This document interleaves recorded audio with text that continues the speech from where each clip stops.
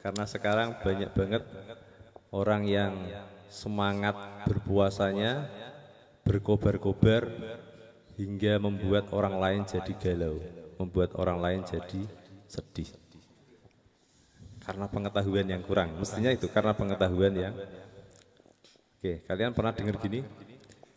Kamu puasa, ndak makan, ndak minum, ndak berhubungan intim, tapi tiap hari mulutmu apa? Gosip, terus matamu melihat video-video yang Di YouTube. tidak senonoh, terus telingamu mendengarkan gunjingan-gunjingan orang. Kamu tidak dapat pahala apa-apa. Pernah mendengar para penceramah berkata seperti itu? Nggih. Sering banget. Nggih, serem.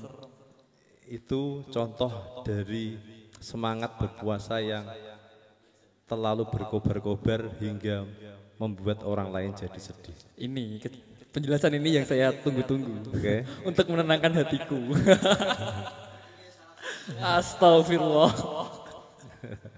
Lanjut Mas. Oke, tak teruskan ya. Nggih. Jadi pancingannya seperti itu. Banyak banget loh. Kita sudah puasa lapar-lapar temenan, terus ada penceramah nerangkan seperti itu. Terus kita gimana? Ya Allah Gusti, sia-sia puasaku. Aku hanya lapar dan haus. Oke, saya tak terangke. Karena dengan pengetahuan kita jadi tidak galau. Oke, didengarkan ini. Nanti kalau kamu dengarkan, kamu harus bisa nyimpulkan karena kamu MC. Jadi puasa itu, ya, puasa itu ada 3 macam. Bukan orang lain ya, saya tidak bahas orangnya, saya bahas puasa. 1, puasanya orang umum. Puasanya orang umum. Puasanya orang umum adalah mencegah diri dari makan, minum, dan alat kelamin.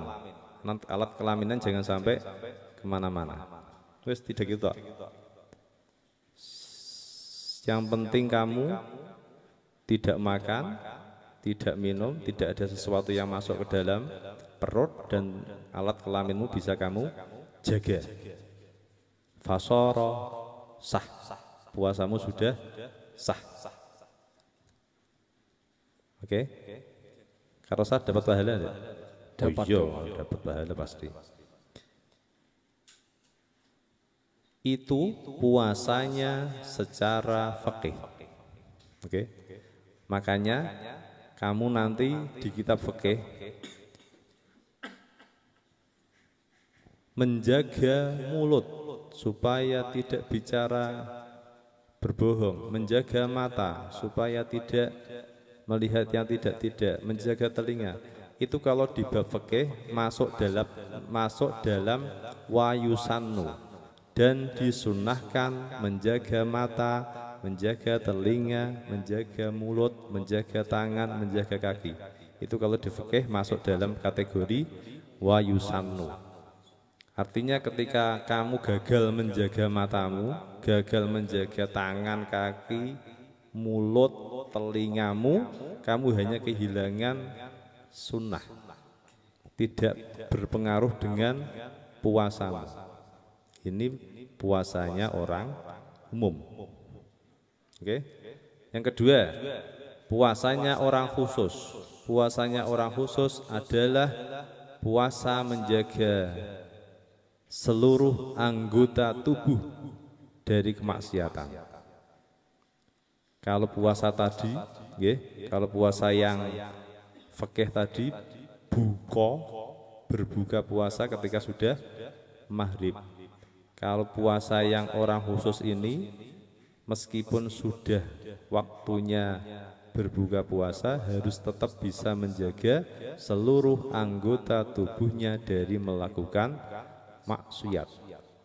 Nah, iki loh puasa orang khusus ini yang dikenai hadis.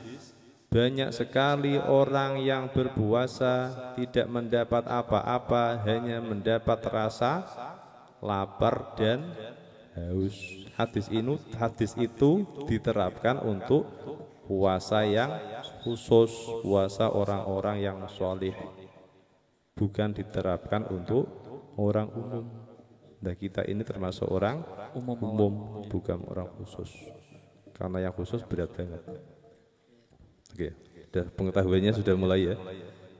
Jadi ada yang umum ya biasa, yang khusus ya agak berat. Nah, para penceramah itu rata-rata yang diajak bicara ini puasanya orang umum, tapi pakai teorinya orang khusus. Artinya karena semangat dia berceramah, orang-orang yang umum yang mestinya dia senang dengan puasanya menjadi sedih. Itu pelanggaran HAM itu. Orang bulan paling menyenangkan bagi umat Nabi Muhammad itu bulan Ramadan. Gara-gara para penceramah yang pengetahuannya kurang atau terlalu bersemangat, umatnya Nabi Muhammad jadi sedih, gelisah. Karena apa? Karena terlalu bersemangat. Oke ya, jadi ketika kita punya pengetahuan seperti ini, kita ya kadang-kadang satu hari kita berhasil melakukan puasanya orang khusus. Ketika apa? Ketika kita tidur seharian, ya.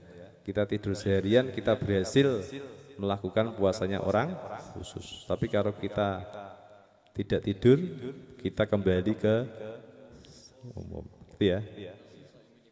Ya, jadi yang terakhir puasanya orang yang paling khusus. Nah, ini lebih berat lagi, yaitu puasanya para nabi, para wali.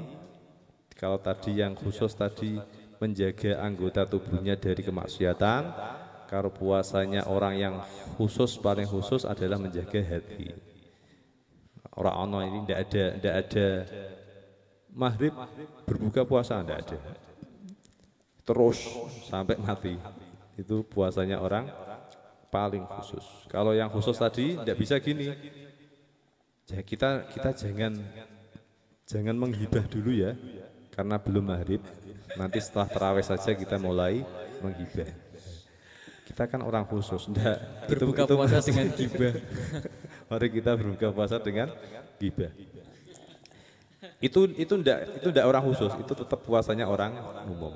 Oke, setelah mengetahui pengetahuan ini, semoga kalian yang di rumah bisa menjalani puasa ini dengan senang, tidak dengan galau atau sedih karena merasa pahalanya hilang. Terus hadisnya Kanjeng Nabi tadi yang mengatakan banyak sekali orang yang puasa tidak mendapat apa-apa kecuali lapar dan dahaga. Itu kalau orang yang tidak paham memaknai hadis itu ekstrim banget. Mosok kita sudah lapar, sudah haus kok tidak dianggap. Dalam kitab-kitab tasawuf nanti coba dibaca apa fadilahnya lapar, apa fadilahnya haus. Oke. Meskipun kamu tidak niat puasa, tapi kamu berani berlapar-lapar, kamu berani berhaus-haus, itu ada fadilahnya sendiri. Jadi bukannya Kanjeng Nabi meremehkan lapar dan apa tadi? Dahaga itu tidak berarti tidak kira gitu. Kanjeng Nabi mengatakan kamu tidak dapat apa-apa, itu maksudnya tidak dapat sesuatu yang wah, tapi kamu mendapat fadilahnya lapar, mendapat fadilahnya dahaga. Ya. Jangan dibalik-balik memahaminya supaya tidak jadi ekstrim. Dah, itu yang kedua. Oh iya, enak ya penjelasannya. Jadi kita dengerin itu jadi ya wis lah wong aku ngene kok. Ya kan? Jadi kita bisa menempatkan diri pada makomnya kita gitu loh. Kalau kita memang udah makomnya orang umum, ya udah sebisanya aja, semaksimal mungkin. Tapi kalau kita memang mau naik tingkat, mau mencoba untuk menjadi orang khusus, ya kita bolehlah bersedih. Karena kan manusia kan tetap pengen menjadi lebih baik dan lebih baik. Jadi kalau bersedih ya sewajarnya aja. Tapi ingat makom kita itu masih jadi orang yang umum. Jadi nggak perlulah terlalu bersedih karena kita belum bisa menjadi orang yang khusus. Gitu. Dan tidak boleh bersedih. Ini bulan gembira kok bersedih, tidak boleh.